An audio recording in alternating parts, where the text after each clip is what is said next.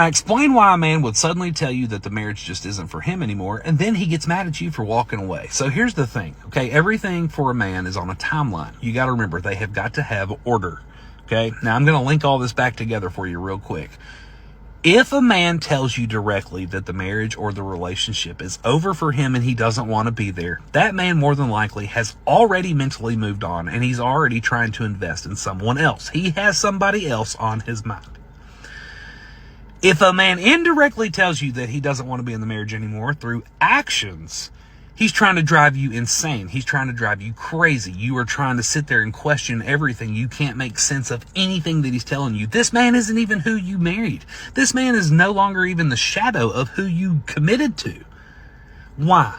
Because he wants to be the victim. You want to know why he's mad when you walk away? It's because that does not fit into his timeline. Because if you walk away, he can no longer build his case to where you're the villain.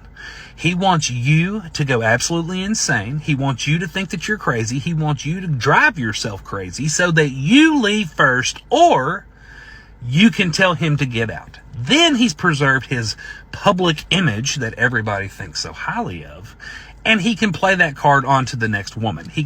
See, I told you, my wife kicked me out. My wife, she didn't want to be married anymore. My wife took my kids. That's a real big one if you ever hear somebody say that.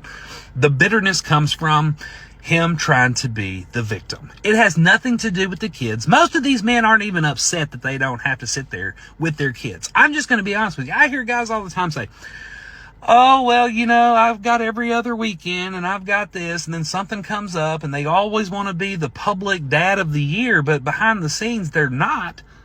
They're trying to play the victim card, right? You took his kids. That is a load of crap. Let me tell you, load of crap.